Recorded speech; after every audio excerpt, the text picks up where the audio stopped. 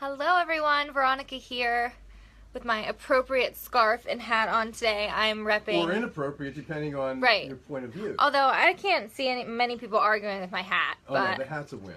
Well, you can tell I'm here with Richard Bazzy today, and we're going to get some of his opinions on some of the controversies surrounding Donald Trump. I think you are. I mean, with all due respect, you are a pretty Trumpy guy. I mean, you're charismatic, you're charming, you're so loud. Loud. You're not afraid to say what you feel. That? So, how don't ask me. Do you relate to him in that way? How about that? Look, guys, look at his pen. How about Make that? America great again. Okay, so how do you think, what do you think about his personality overall? I wish he'd stay off of Twitter. Why is that? Because I'm afraid that it's a... You like Twitter. So I do, but I think it's reactive for him. Yeah. And it could be dangerous. And I think that he might say something. I mean, he's speaking to 50 million people, for heaven's sake. Right. You know, I have 100.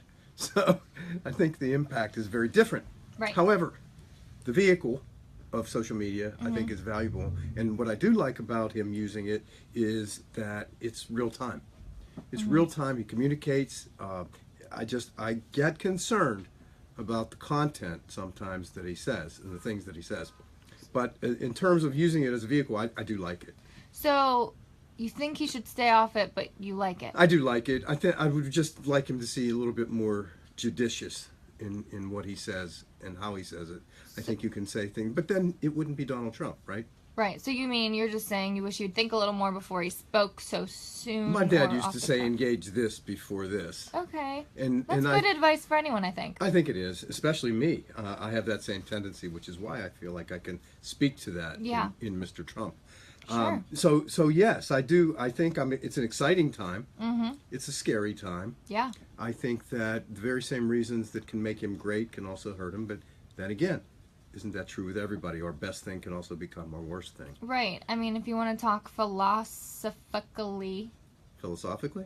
That? Yep, that. That. See, look at that.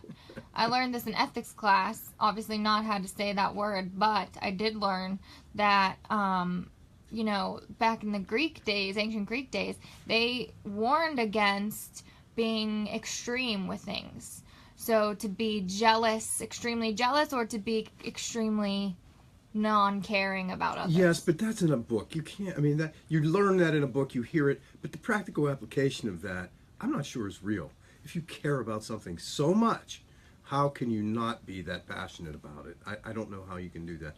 I don't know it. I am passionate about a lot of topics, and people would say that I'm over the top. And I don't... Much like the Donald. Much, yes, much. Well, let's talk about his policy. Just a few zeros missing. Yeah. Well, speaking of zeros, he brought a Tiffany and Company box to the Obamas when they met today.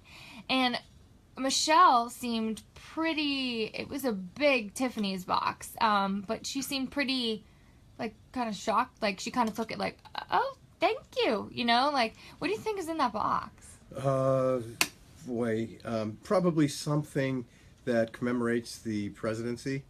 You think it's something like custom? Probably. I think it's probably something Tiffany's funny because in his residence in New York City, Tiffany is right next to him, to his building, and Tiffany has suffered a 30% decrease in their business year over year because of the barricades that they've set up to keep people away from the Trump building. Wow. So it's right on Fifth Avenue, so it's funny that it was Tiffany. But, yeah, that's pretty But I think it's probably something crystal. Yeah, crystal? Probably. Okay. But it would be interesting. Well, let's talk a little bit about his policies, because I think that's going to be kind of the focus here now that he's finally going to be inaugurated.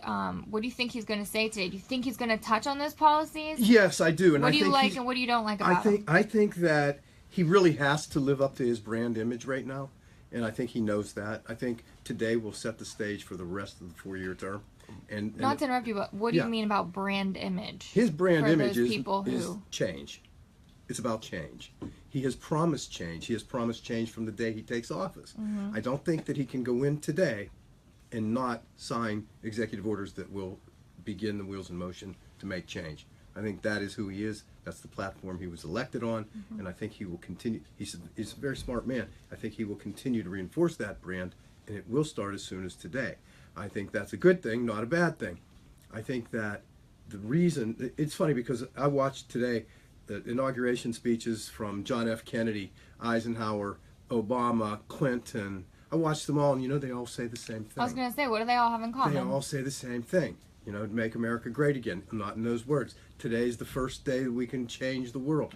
Everybody says the same thing. So a hopeful message is They're all hopeful, positive future, but change. So today's not the day to attack anyone. And he won't. But it's all about change. Everybody has said it. Yet, we have never experienced it.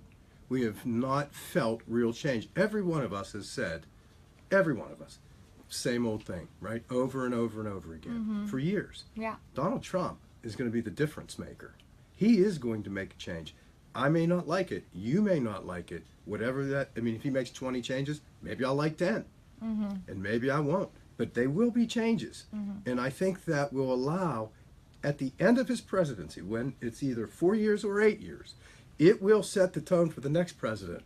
I really believe that he is setting a path and a pattern that will allow other people to come in and actually be more effective. I think that is what this is all about for Donald Trump. Now, as a business owner yourself, he's a business owner, how do you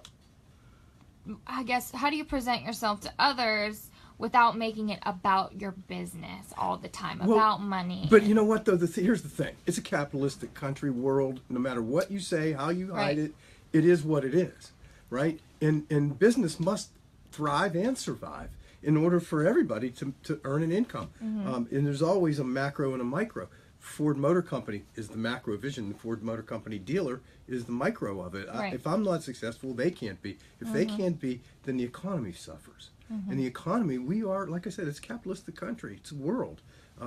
If you do not get paid, you cannot buy goods and services. If there are no goods and services, we fail. We collapse. Right. So we all have to be successful instead of unlimited taxation, regulations, EPA environmental laws that have choked automakers.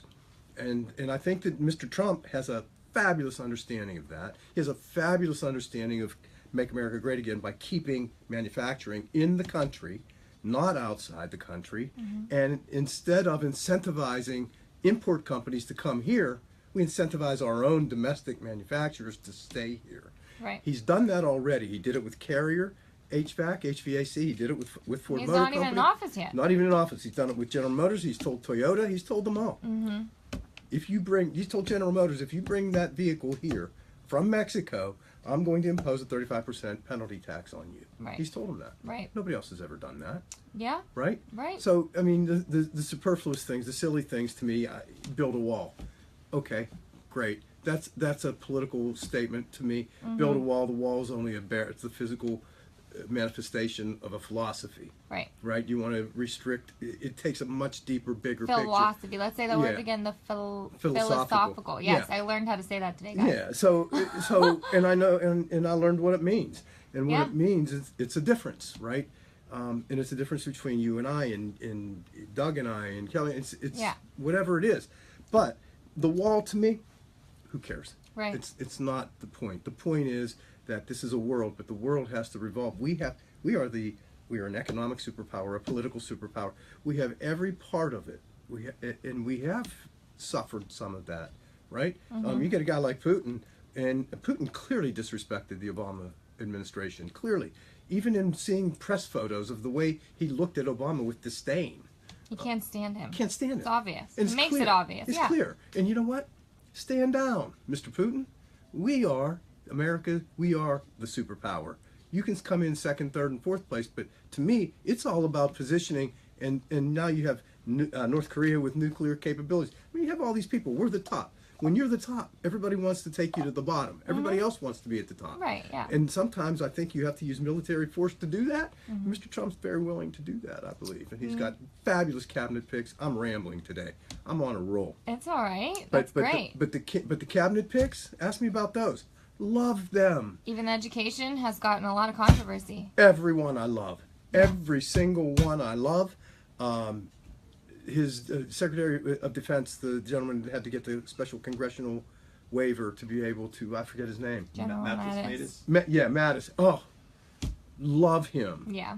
Love him. Love everyone. Yeah. That's the difference about Donald Trump. He's making intelligent decisions, not political ones. Oh, okay. So, good point. And I love that about him. And I think that he has shed that cloak of politicism, if that's a word, and done the right thing for the country, not the party. The funny thing is, John F. Kennedy said that when he was in his inauguration speech. This is a victory for the people, not a party. Huh. That's what he said. Isn't that funny? It is. Yeah, Well, it just kind of keeps you going. obviously are a fan of Trump and what he's doing. I am a fan of change. What would be your biggest critique to wrap it up?